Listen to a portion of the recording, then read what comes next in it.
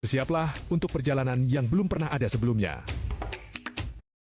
Pro 1, kanal informasi dan inspirasi. Selamat pagi pendengar Pro 1 RRI Singaraja dimanapun Anda berada. Senang sekali pagi hari ini di Dialog Interaktif Hai Balik Ken Eni bisa menemani Anda semuanya. Yang pasti saya tidak sendiri, di studio sudah hadir narasumber yang akan membahas terkait dengan topik membangun ekosistem kota kreatif di era digital. Karena seperti yang kita ketahui, di tengah pesatnya transformasi digital, kota-kota dituntut tidak hanya menjadi pusat pertumbuhan ekonomi, tetapi juga ruang yang mampu menumbuhkan kreativitas dan inovasi warganya. Ekosistem kota kreatif menjadi kunci, di mana kolaborasi antara pemerintah, pelaku industri, komunitas, dan generasi muda saling terhubung melalui teknologi. Pertanyaannya, sejauh mana kira-kira kesiapan kita membangun ruang yang inklusif, adaptif, dan berdaya saing di era digital ini tanpa kehilangan identitas lokal yang menjadi kekuatan utama. Selengkapnya simak dalam dialog interaktif Hai Balik Ken bersama Bapak Imade Moga Karisma SST Par, Adiatama Kepariwisataan dan Ekonomi Kreatif di Disbudpar Buleleng yang sudah hadir di studio Pro 1 RRI Singaraja. Langsung saja kita sapa dulu. Halo, selamat pagi Pak Moga. Halo, selamat pagi Om Swastiastu semuanya, viewers, pendengar. Iya, apa kabar Pak pagi hari ini? Aduh, Astungkara, sehat, aman, Sehat. tidak hujan nih. Ini terang banget nih, cerah banget. Benar. Bapaknya juga semangatnya cerah banget nih pagi hari ini. Siap.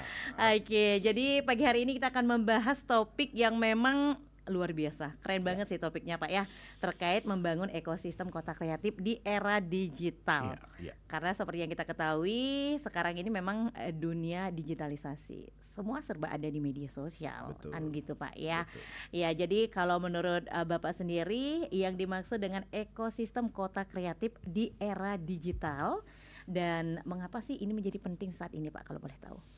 Baik, Om Swastiastu untuk semuanya, pendengar dan viewers juga. Mbak Eni nih, kita baru ketemu sekali nih. Benar. Semoga ketemu terus nih. Oke. Buleleng atau hampir semua kota-kota yang ada di Indonesia itu sedang bergerak dan menuju ke arah digitalisasi, Benar. smart city dan Iya. seterusnya ya. Tetapi di sisi lain yang memang sangat penting perlu dipikirkan adalah ekosistem kota dulu ya, sebelum kota kreatif. Iya. Di mana kita berbicara kota itu terdiri dari komunitasnya, yaitu masyarakatnya, dan bagaimana tata kotanya. Iya. Bagaimana tata kelola kotanya. Ini sangat penting. Di situ tidak hanya serta-merta bangunan-bangunan besar. Iya. Space-space yang tersedia memberikan kesempatan pada generasi muda untuk berkreativitas, baik secara personal ataupun secara komunitas. Misalnya kita memanfaatkan salah satu contoh yang paling menarik di sini adalah masih hidupnya taman-taman kota di beberapa kota besar.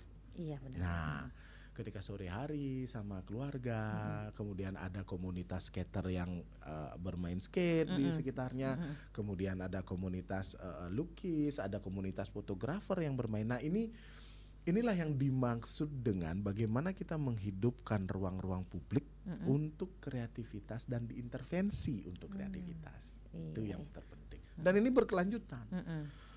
Jangan tiba-tiba baru ramai, ya mohon maaf ini di satu sisi memang kita mementingkan yang namanya perputaran ekonomi. Baru ramai kemudian tiba-tiba kalau menggunakan fasilitas itu harus berbayar. Nah, ini kan waduh, berat nih.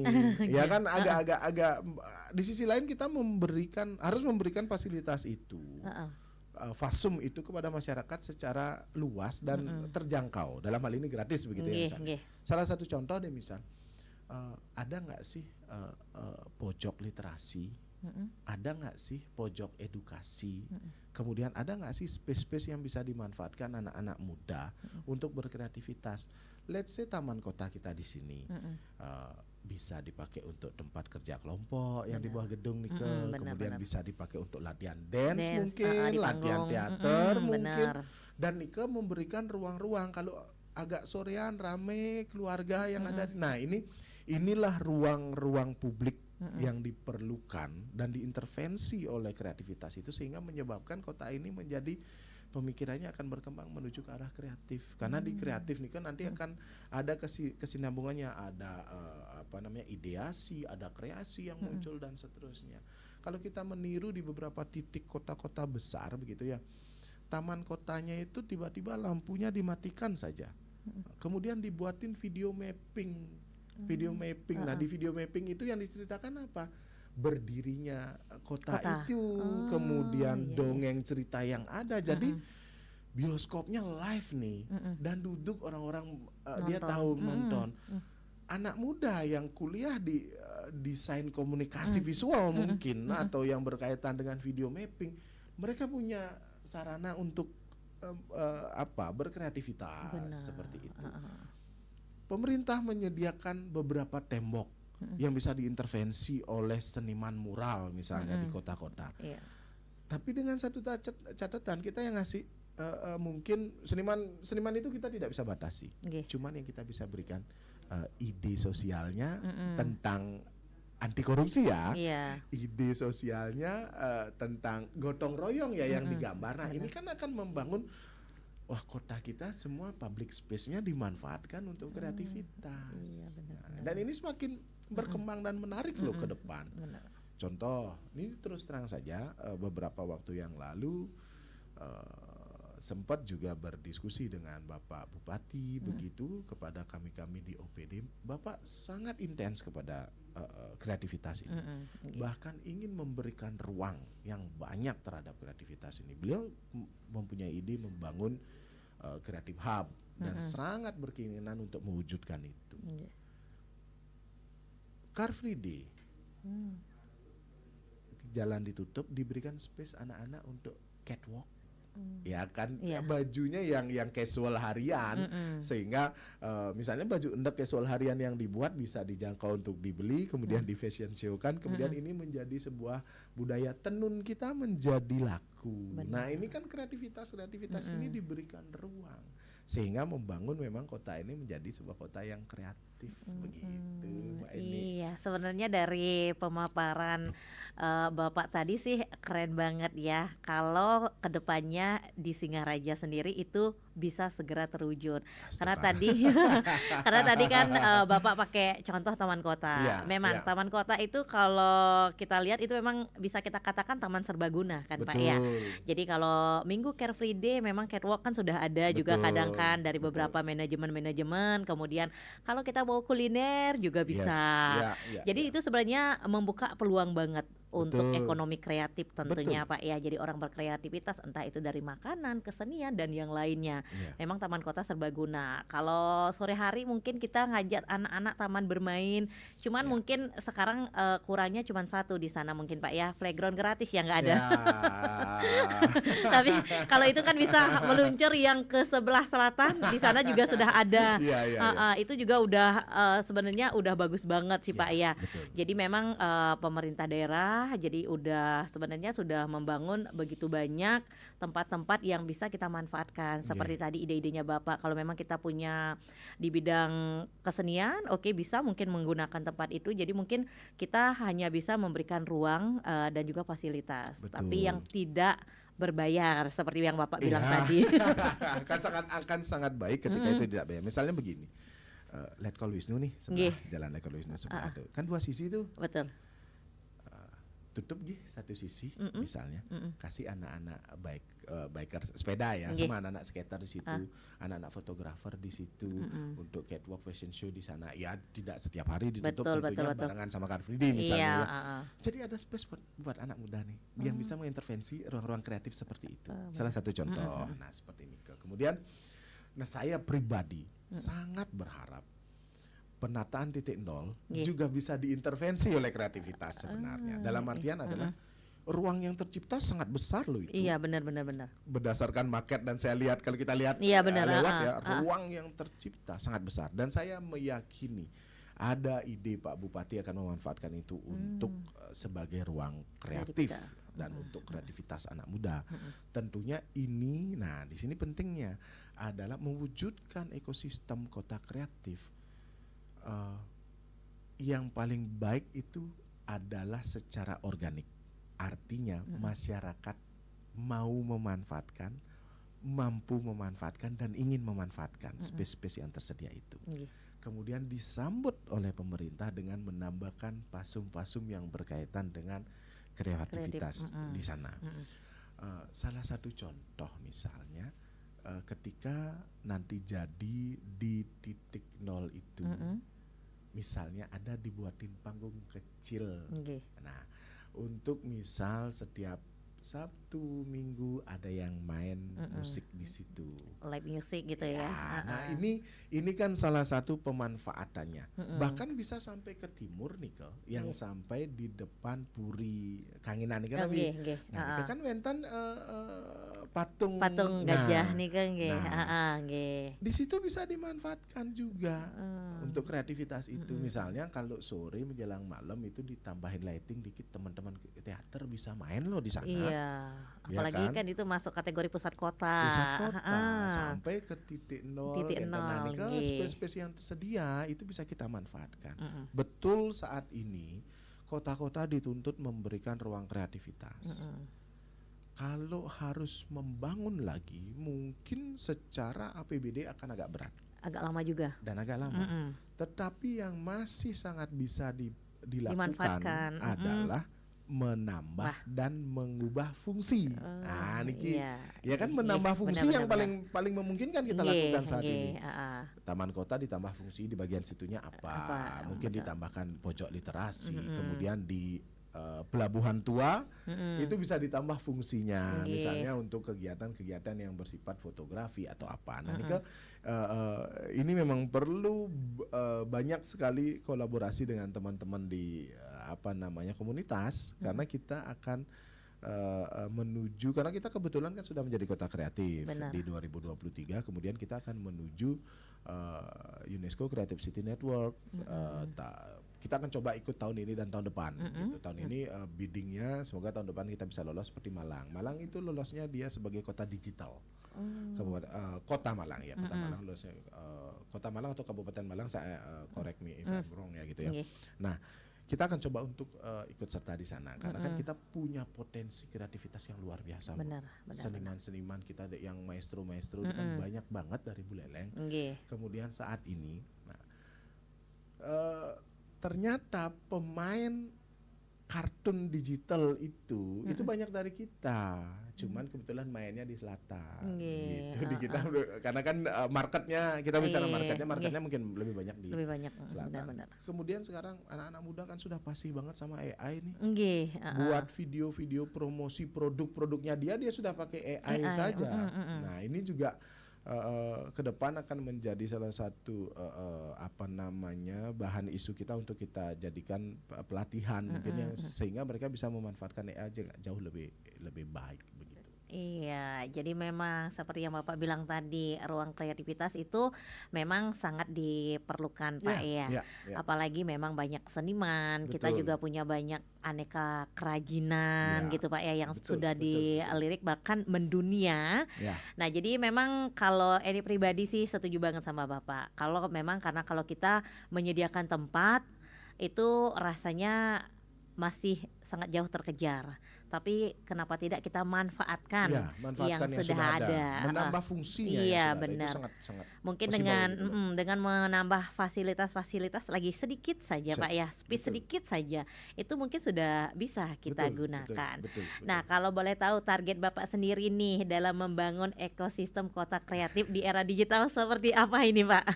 Jujur saja kalau kami di bidang kami saat ini yang memang kami sedang perkuat dan juga menjadi catatan pada waktu kami mengikuti UCCN sebelumnya adalah penguatan kelembagaan dan sumber daya manusianya.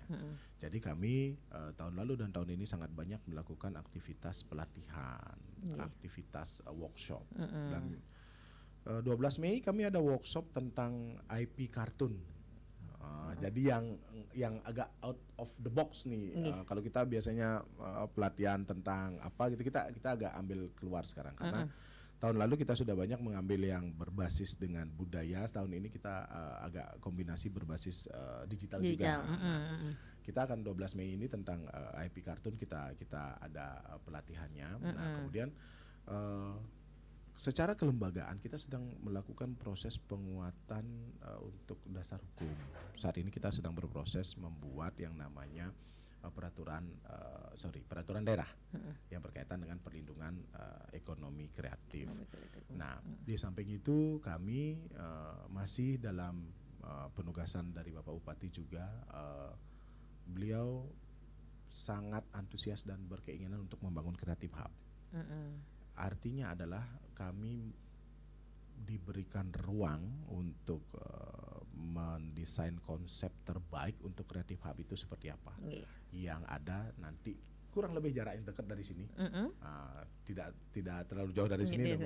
Jadi Astungkara 2027 bisa diproses mulai sehingga 2027 pertengahan bisa dimanfaatkan untuk kreativitas. Nah, Nika sebagai salah satu juga yang sedang kami kerjakan bersama tim di kantor begitu. Iya, jadi sudah pasti udah ada target nih. Harus ada target.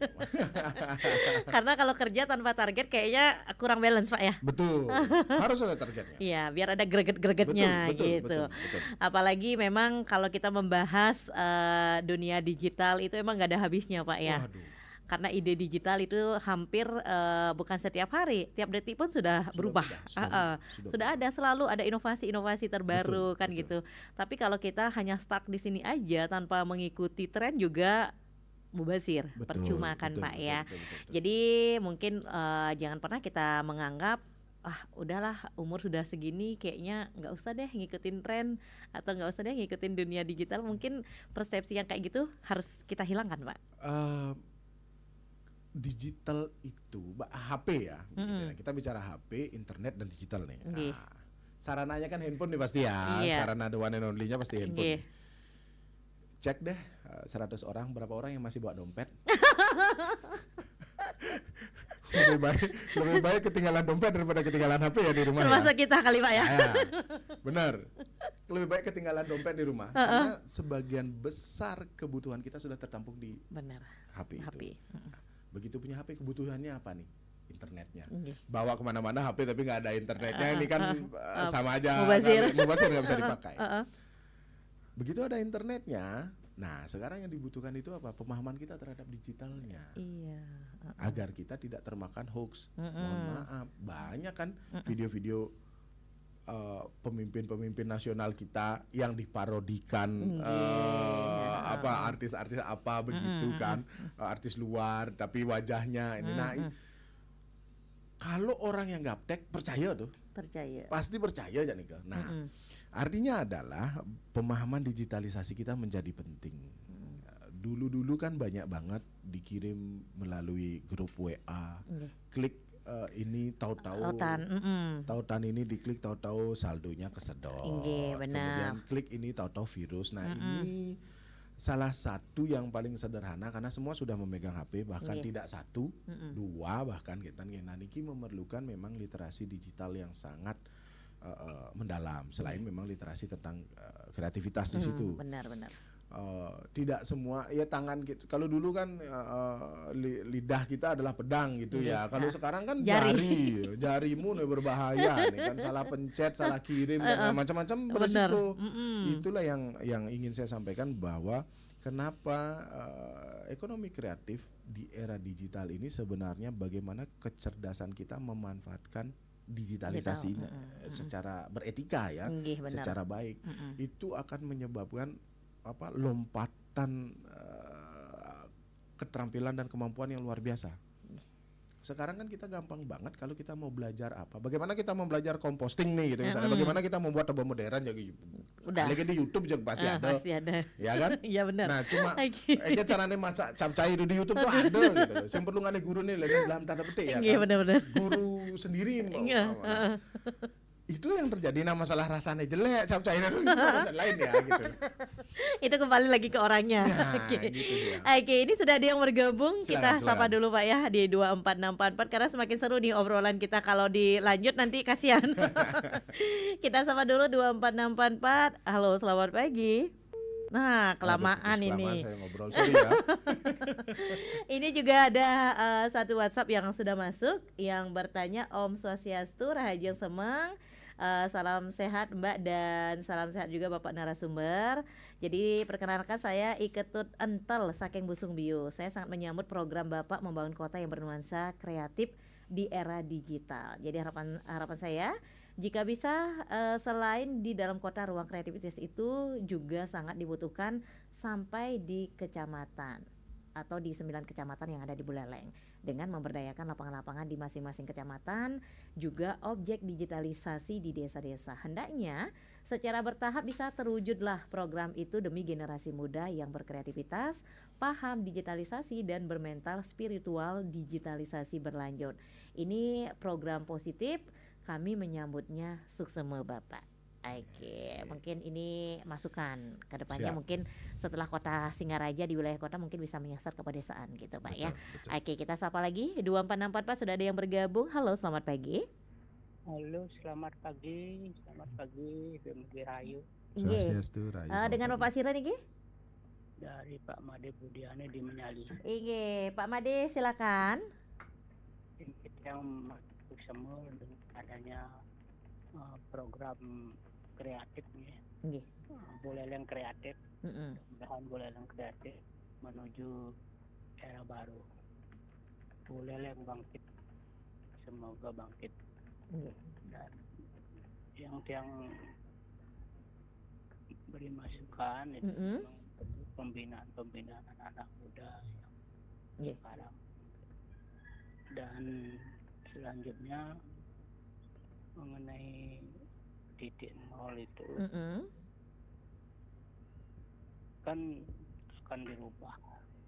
Nggih. Jadi semestinya dari timur pasar Buleleng itu sampai Setre Pahlawan dan menuju ke Taman Kota sampai ke banyak pasar anyar itu Ya. Heeh. ya semestinya diberikan istilahnya perubahan, terutama kita ini butuh namanya bersih, nyaman kan gitu. Heeh. Ya. Itu perlu diisi dengan adanya tanaman-tanaman jangka panjang. Oh, nggih. Heeh. Tanaman jangka Tanaman panjang. rindang ya. Nggih. Ya, Heeh. itu karena mata ini sangat butuh dengan hijau. Ya, Nggak butuh benar. merah sama biru, Pak. Kalau merah sakit tuh. Oh, sakit. Baik. Enten manten, Pak. Nah itu yang kedua yaitu perlu inovasi daripada toko-toko itu. Nggih. Toko itu kan perlu dirubah bentuknya atau ditambah bagaimana baiknya ke depan itu supaya ada motif-motif Bali lah gitu ya. Nggih. Karena selama ini toko ini yang ada di Buleleng ini kan masih kuno itu. Nggih. Kuno dan masih zaman Belanda, itu masih kayu-kayu dan pokoknya masih kumuh lah. Oke. Nah, sekarang gimana supaya ada perubahan ya, ini kreatif kan gitu. Nah, itu tempat parkir disediakan, jangan selama ini kan tempat parkir di trotoar itu taksi. Nggih. Nah, itu perlu dipikirkan untuk bapak-bapak kita ya. Nggih. Siap. Kenten manten Pak Made. Terima kasih semua. Inggih, sok semua Pak Made Budiane yang ada di kawasan Menyali. Terima kasih sudah bergabung bersama kami. Ini sudah ada yang bergabung, kita sapa satu lagi dulu Pak ya. Boleh, Pak, sebelum Bapak menanggapi. Halo, selamat pagi. Oke. Selamat pagi, hai balik Ken. Selamat pagi. Inggih, selamat pagi Pak Nyoman. Inggih, silakan Pak Nyoman. Selamat pagi Om Swastiastu. Om Swastiastu. Nggih, Bapak Nyaman. Terima kasih Bapak telah hadir di Singaraja Siap. dalam acara interaktif sesuai topik tadi, membangun ekosistem kota kreatif ya. Ya. Ini sangat bagus sekali. Nggih. Di sini diperlukan ruang-ruang publik ya, yang dapat mengisi kegiatan-kegiatan anak-anak muda dan juga masyarakat. Kami melihat seperti Taman Kota sudah baik sekali itu, sarana prasarana wifi dan juga ruang untuk kegiatan berkumpul, untuk kegiatan membuat tugas anak-anak sekolah dan juga yang lainnya sudah bagus sekali. Di sini saran kami adalah diharapkan untuk dapat membangun lebih ruang-ruang publik yang dapat dipergunakan oleh anak muda. Di sini masih di kota Singaraja masih kekurangan. Ya. Apa yang disampaikan tadi di pelabuhan itu bagus sekali, cuma ruang-ruang publiknya masih kurang sekali dan sarana wifi belum ada. Itu perlu ditambah. Dan juga di sini ada pertanyaan pada saya, Bapak, dalam membangun ekosistem kota kreatif ini, tentunya di kota Singaraja masih ada kekurangan yang perlu ditambahkan. Menurut Bapak apa yang menjadi kekurangan yang harus ditambah di kota Singaraja di era digital ini? Tentunya itu harus ditambah ruang-ruang publik yang nantinya akan memberikan anak-anak muda berkreatif dan juga bagi masyarakat yang lebih nyaman dan lebih baik. Ini akan berdampak pada ekonomi juga. Betul. Pada pedagang-pedagang di sekitaran kota Singaraja. Itu saja kami sampaikan. Kurang lebihnya mohon maaf dan terima kasih. Terima kasih kembali Pak Nyoman Sudarsana yang sudah bergabung, banyak memberikan masukan. Dan tadi juga ada satu pertanyaan dari Pak Nyoman, Kenten, kira-kira apa yang kurang nih Kian, apa yang harus ditambahkan Kenten. Terima kasih, karena kalau menurut Pak Nyoman sendiri selama ini pemanfaatan ruang terbuka khususnya untuk umum itu sudah sangat cukup bagus ya. Cuma mungkin perlu ya dipoles-poles sedikit seperti obrolan kita tadi Pak mungkin perlu ditambahkan sedikit terkait dengan ya ruang-ruang yang memang bisa dimanfaatkan untuk anak muda di Buleleng berkreativitas, entah dari kesenian ataupun kerajinan tangan itu sendiri. Baik, mungkin Bapak bisa menanggapi dari ketiga penelpon tadi Pak, silakan. Baik. Ini yang pertama buat Pak Ketut, suksema banget kita didukung begitu. Memang kunci dari keberhasilan ekosistem kota, baik itu kota kreatif, smart city, kota yang bersih, itu adalah peran serta masyarakat. Ini yang paling penting ya begitu. Artinya peran serta ini menjadi salah satu kunci dari keberhasilan pembangunan di kota itu. Yang pertama, semua juga buat Pak Ketut Niti, jadi kontribusinya peran sertanya tiang tunggu dan astungkare kita Pak Bupati dan pimpinan di Kabupaten Buleleng bisa mewujudkan. Kalau mungkin di Buleleng ada kreatif hub-nya, artinya kreatif hub itu hub yang utama. Nanti kreatif space-nya ada di kecamatan. Nah, itu kan masih possible banget. Tentunya kalau mau cepat, ya seperti yang kita sampaikan tadi, adanya penambahan fungsi terhadap ruang-ruang publik yang sudah ada. Yang pertama untuk Pak Ketut.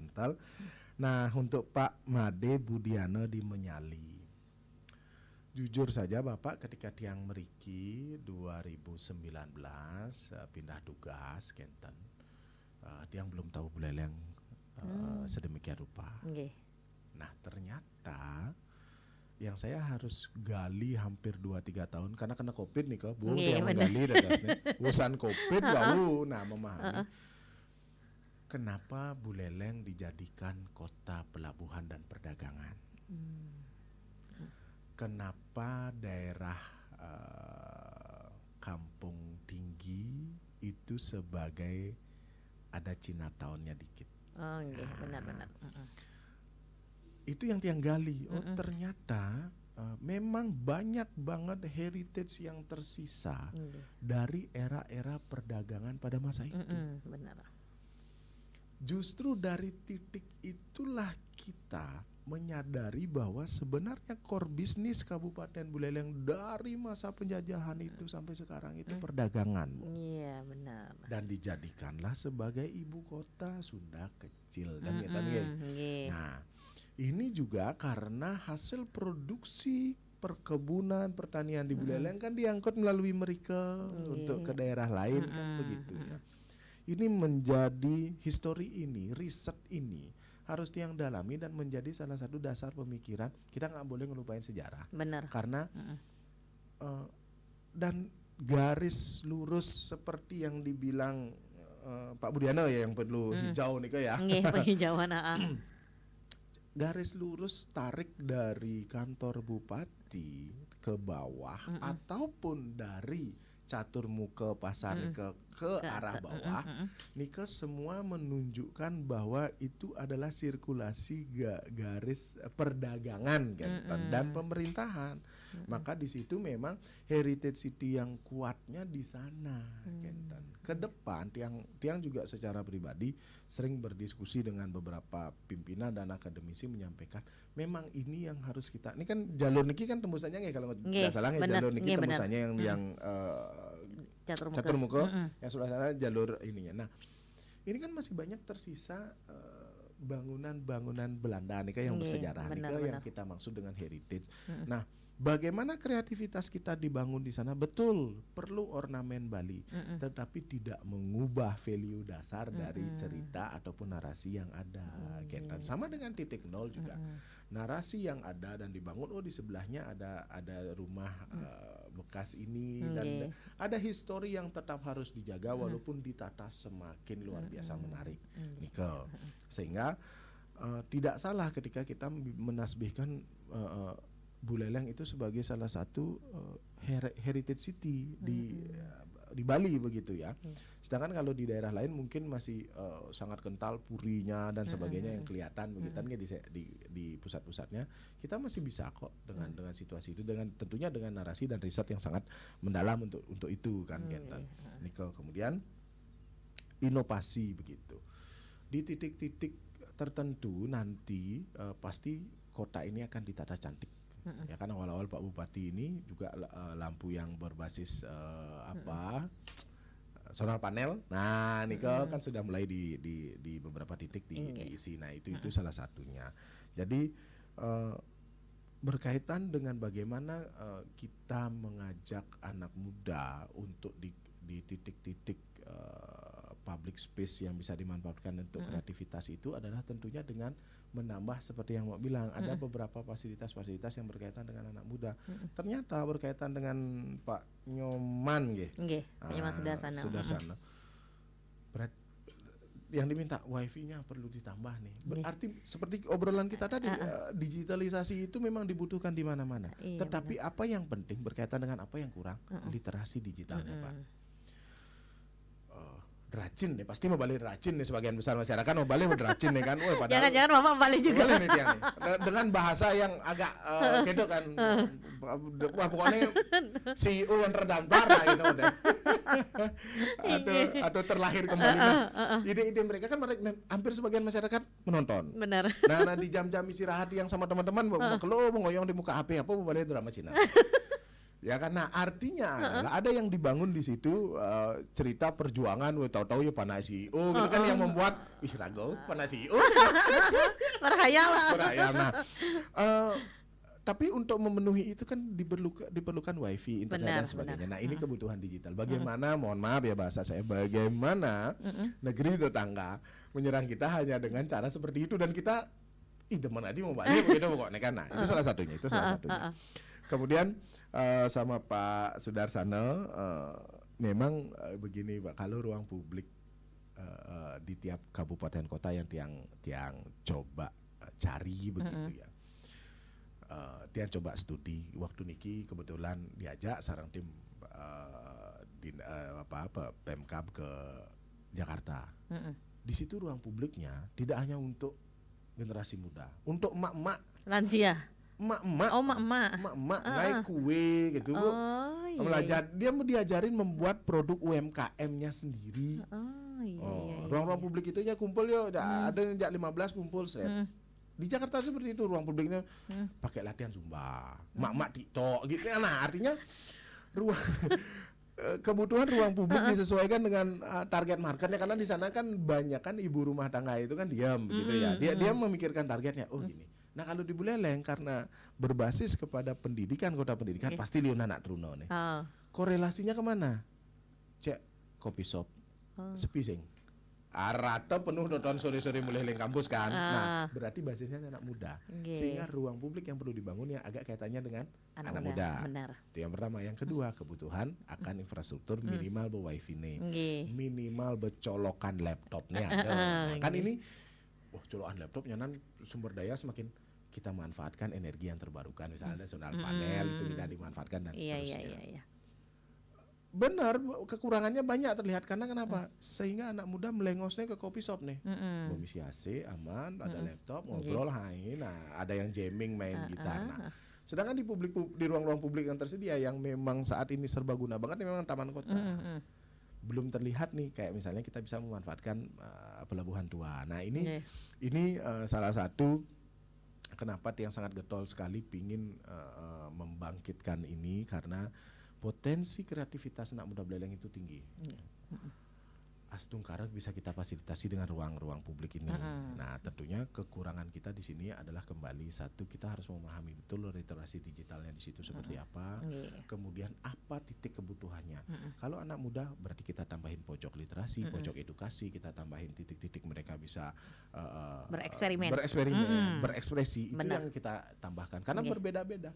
Kalau di Jogja, menjalan di Malioboro satu jalan itu ruang kreativitas. Benar. Karena di ini yang ngamen luwung gitu ya, walaupun ngamen kurang luwung tapi dia prosesnya berjalan. Kemudian anak-anak muda banyak sekali di situ berkreativitas, penelitiannya, risetnya, diskusinya banyak sekali. Nah, itu karena masing-masing daerah memiliki. Nah, tentunya kalau di Kabupaten Buleleng seperti apa nih yang harus kita sesuaikan. Iya, kita harus lihat dulu targetnya kemana, Kenten arahnya. Kalau tadi mungkin Jakarta kebanyakan mak-mak, ya udah mungkin masak karena namanya kuliner itu pasti bakal dicari terus kan Pak ya. Betul. Karena kita nggak mungkin nggak makan kan. Ya, minimal di RT RW-nya dia jualan lah. Iya gitu. Baik, ini ada satu pertanyaan. Sebenarnya waktu kita terbatas banget nih lagi sedikit. Tapi kasihan. Ada Pak Maderi Bawo. Selamat pagi Mbak Eni dan narasumber.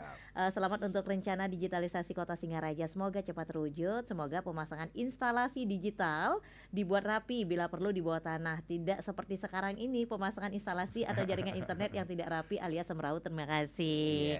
Ya, itu juga kemarin kan sudah kemarin juga itu kan sudah ditata juga kan Pak ya. Kita mulai meskipun hanya sementara diikat dulu biar kelihatan lebih rapi gitu ya. Semoga nanti ini namanya juga kita baru berproses. Mungkin kedepannya pasti akan semakin baik dan akan lebih baik lagi kan Kenten Pak Nggih. Dan kita juga pasti mendukung juga program-program dari Bapak sendiri juga gimana yang ingin menjadikan membangun ekosistem kota kreatif di era digital. Jadi minimal seperti yang tadi dibilang sama Bapak ya, minimal sarana dulu lah. Sarana mungkin di lengkapi terutama wifi karena memang kan ya semua pasti kalau dijadikan contoh kita ke coffee shop memang nyari selain nyari menunya gitu kan, kita juga kadang di sana juga kita bisa muncul ide kreatif kan gitu Pak ya, cari inspirasi lah istilahnya. Tapi kalau di ruang terbuka itu pasti inspirasi akan semakin banyak apabila dilengkapi dengan fasilitas-fasilitas yang dibutuhkan. Oke, baik Bapak, gak kerasa obrolan kita sudah hampir 50 menit. Gimana? Mau lanjut lagi 50 menit? Pantunya nanti ya. Oh gitu. Oke, mungkin sebagai closing statement Pak dari obrolan kita terkait dengan topik membangun ekosistem kota kreatif di era digital. Mungkin ada yang ingin disampaikan Bapak, silahkan. Baik, ke depan kreativitas itu dan digitalisasi itu menjadi hal yang mutlak. Selain kita memahami tentang bagaimana berkreativitas yang benar dan digitalisasi yang positif tentunya ya, karena ada etika digital yang juga harus kita pahami. Jejak digital itu nggak akan hilang. Benar sekali, benar. Di sini kepada teman-teman generasi muda baik di Buleleng maupun di Bali dan di Indonesia itu sangat penting bagi kita untuk menyalurkan kreativitas kita di dunia digital dengan cara yang benar. Nah, mari sama-sama kita mewujudkan ekosistem kota kreatif kita di Buleleng ini yang di era digital ini akan sangat banyak sekali tantangannya, dan kita mewujudkan itu dengan cara meningkatkan kualitas dan kemampuan diri kita. Nah, Jadi itu saja, Astungkara nanti Buleleng paten. Gitu ya. Asik. Terima kasih Pak Madi sudah meluangkan waktu ngobrol di Pro 1 RRI Singaraja. Terima kasih juga untuk pendengar Pro 1 dimanapun Anda berada yang sudah menyimak obrolan kami, yang sudah bergabung juga terima kasih. Dan kita pasti memohon dukungan jadi peran serta masyarakat juga untuk bisa bersama-sama mewujudkan ekosistem kota kreatif di era digital. Selamat pagi dan sampai jumpa.